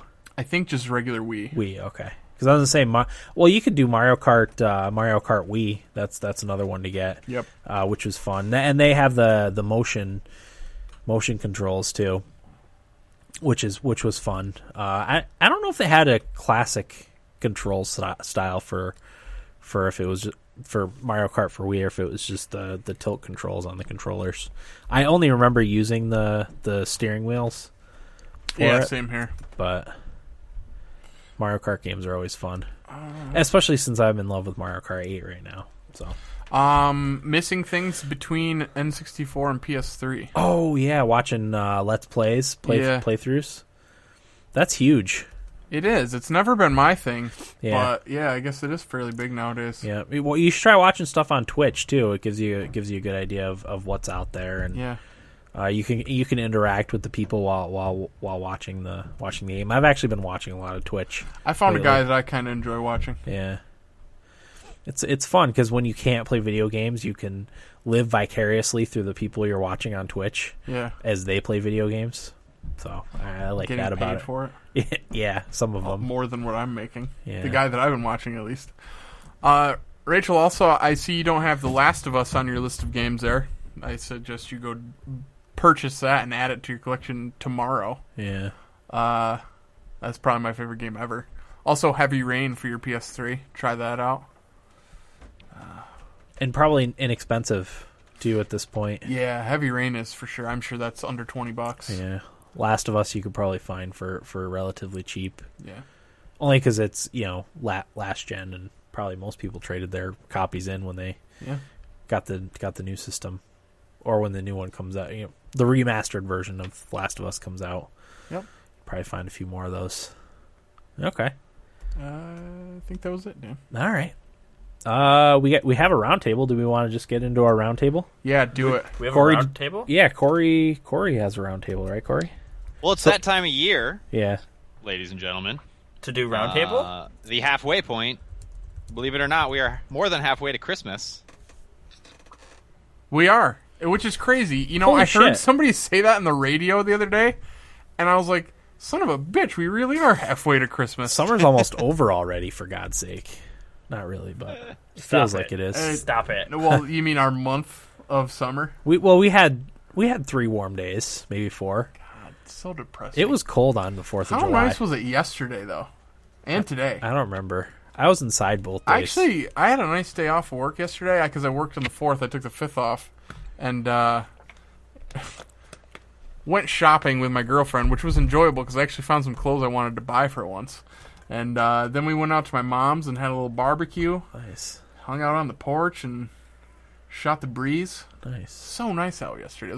It was literally my perfect weather. Yeah. It was like mid to high 70s and sunny. Breeze.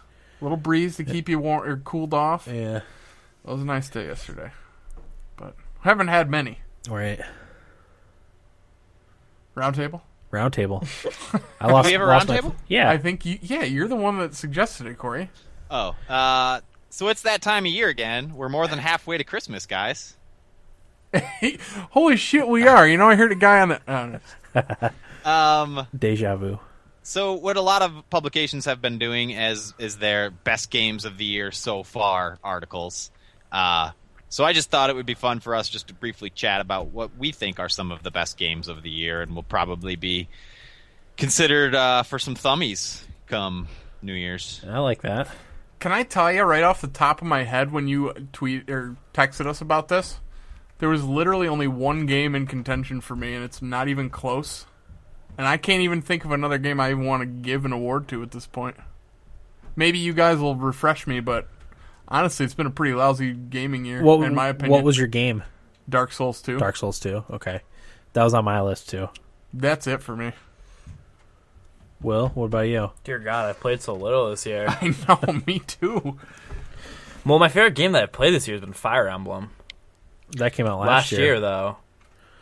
Well, that could be considered for a thumbie, Will. Yeah, that's going to be my 2014 game of the year. Wait, I had a contender for that, and I can't remember what it was. Do you guys remember what I said it was? Did BioShock Infinite come out last year? Oh, yeah. Yes. That's what it is. Yeah, that'll be my winner. Okay. I think mine's going to be Don't Starve. For last You year. don't have to talk about what we think our winners are. Just some of the best games So far. that we've played this From year. this year. Yeah. There's nothing. I put the Banner Saga. I really love the Banner Saga. Bravely Default, Dark Souls 2, and Child of Light. Those are the 4 games that I put on my list for my favorite games so far this year. I would probably have to say Dark Souls 2 would be my favorite so far. I really absolutely love Dark Souls 2. Same for me. It was fantastic. Child of Light I should have probably put on there, but other than those 2 games, I haven't played anything that I was like, man, this is a great game. Yeah. It's been a bad year for games, in my opinion. Well, there's usually what happens is there's only 1 or 2 games that come out early in the year, and the rest come out Now, next later. year at this time, I think we'll be singing That's a different true. tune. There is a lot of games supposed February to come out early is absolutely this year, early next year. stacked. Yeah. The Witcher. There's a couple other ones in there, Yeah. too. Isn't Batman in February? I think Batman's supposed to come out in February. There's Order. more than a couple. Yeah, there's like Dying Light is in there. The Order. I know Order. it doesn't sound like there's a lot because we're struggling to come up Well, with the games, but there's a lot. Even 2 big releases in the month of February is a lot. a Like lot. The Witcher alone, Yeah. how many hours do you think you could put in that? 30 at least. Yeah. I think they said if you do everything, it's going to be like 100. Oh, Jesus. And The Order, my excitement for that went through the roof after E3. It looks so good. Yep. What about you, Corey? What do you got for favorite game so far this year? Just for out of what hasn't been mentioned, and just considering all our awards, I'd put Mario Kart 8 up there. Oh, yeah. Duh. Tomodachi Life, I'd even put up there. South Park, Stick of Truth. Oh, was that this year? Yeah. Yeah. That's definitely up there. I knew somebody was going to ring my bell. Yeah. I mean, you guys mentioned Dark Souls. I guess I'll put Hearthstone up there. Sorry, guys. Don't apologize. Did that come out? That's out? It officially, it was in open beta for the longest time. Yeah. But I think it just was officially released this year. Okay. I think I'm the only person that really liked this game, but Infamous, for me. I liked Infamous. I wouldn't count it among my favorites of the year, though. Yeah. What about? I'm glad were to there, do that. Were there any indies that we're overlooking right now? Broken Age? I put the Banner Saga. I really enjoyed the Banner Saga. Sure, Banner Saga. No Broken Age love? I've liked Broken Age. It's not finished yet, though. That's true. Second part's coming out later this year. So we'd have to wait then. Yeah. Eric, what about Wolfenstein? No love for Wolfenstein? Nah, not good enough for me. It's a good game, but it didn't hold me. That's actually, I got to go back to that. I do want to still play it. I liked it. Don't get me wrong. I wouldn't put it among my favorites of the year. I've actually heard a lot of people saying that it was like great game. I just don't see that. I don't know. Good game. Yeah, it's a good game. I wasn't blown away by it. Transistor, Dan? Meh. I really liked the combat, and the music was good, and the art style was good. I think, again, that game would benefit from a second playthrough, so you get the story right off the bat. Yeah, instead of trying to figure everything out. Yeah. Again, I thought it was a good game, not a great game. Titanfall, I really enjoyed my 30 hours with, but I have no interest in going back to it. What else came out? Will, Valiant Hearts? I did really like that game. See, I'll have to give that more thought. I have to think about it more. I don't think I'm going to like Valiant Hearts more than I like Child of Light, only because I thought Child of Light is a better game. You know, I have to finish Child of Light. There's more game there than Valiant Hearts. That's true. So I'm definitely with you on that, Dan. Yeah. Dark Souls 2 for me has easily been the best game this year. Yeah. With South Park and Child of Light bringing up the second and third. Yeah. Not in that order necessarily. Okay. But there's a lot to come later this year. Yes, there is. Yes, there is. Although a game that came out in March last year won our Game of the Year. What game was that? BioShock. Infinite. Wasn't my choice. Wasn't Dan's either. That's No. right. What did you pick? Rayman Legends. That's right. It won our collective game of the year. Yeah, because I think I put BioShock Infinite like second or third, maybe, And I hadn't played it. or maybe I think it was third. Yeah. I think I had Saints Row 4 at second, Yeah. and then BioShock Infinite. But I actually ended up liking BioShock Infinite more the second time I played it. Yeah. Which was strange. But Among the Sleep? yeah, I haven't played that yet. I'm going to get to that one. Sorry, I'm just looking through other people's lists at this point, trying to refresh my memory. Yeah, see, a lot of my games are backlog games that I'm looking on my beaten games list. It's mostly backlog. I like Dynasty Warriors Extreme Legends a lot. Nothing wrong with For that. the PS4. Ground Zeroes, guys? No. I still haven't played it. No. I got to put that hour aside one of these days. It really should only take you about an hour.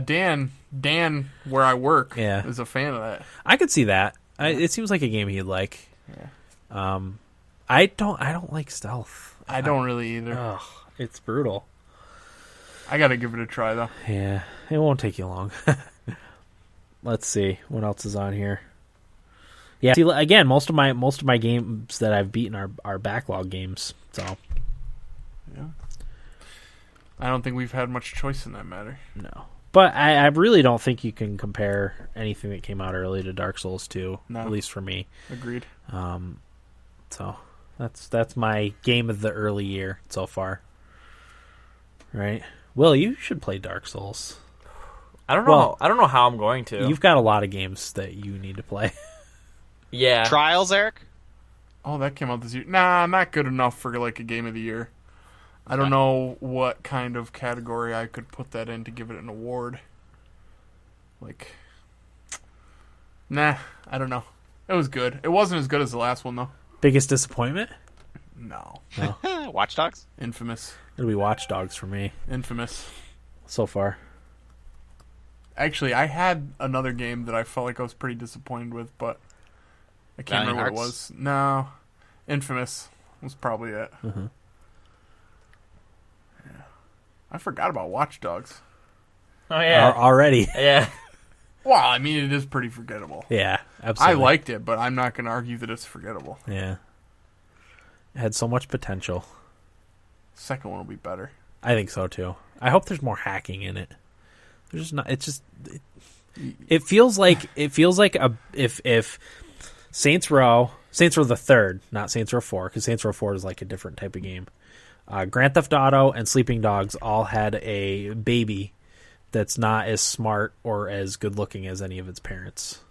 That's how I feel about Watch Dogs, That's a great comparison. right? Yeah. Yeah, you're right. Because with it's like all those games, but it's not as good than any of those games at anything. that. Yeah. Except maybe not even multiplayer. I think Grand Theft Auto 5 multiplayer would be more fun. I don't know. So- I traded it in before I could play it. Right. Well, It wasn't out yet when Yeah. you bought it. I didn't even want to wait that long. Right. Okay. Any other thoughts? Corey, what about you? What do you got? I already gave them to you. I know your games, but do you have any other thoughts? Oh, no. No, Okay. I don't think... You don't think very much? No. Okay. Well, I'm hoping that something this fall will really set the fire. Yeah. Destiny's looking like that game right now for me. Shadows As much of as I Mordor. enjoyed. Ooh, I forgot about that one. That could be awesome. good. That got a lot of love from the Giant Bomb crew. Yeah. Did It was one of the it was one of like the surprises of E3, Mm-hmm. and everyone thought it was a lot better than everyone thought it was going to be. Dan, after, I don't know if it was last week or the week before, you gave your list of games you're getting Mm-hmm. this fall, and I was pleasantly surprised with how little I was going to be spending. And then I went and looked at all the releases of things that you're not getting that I am getting, and I was like, shit. Right. It's going to be expensive. Like NHL, FIFA, I didn't Yeah. even think about. There were a couple other games in there too. Like Evolve. Evolve, yeah. A couple of stuff like that you're not as into.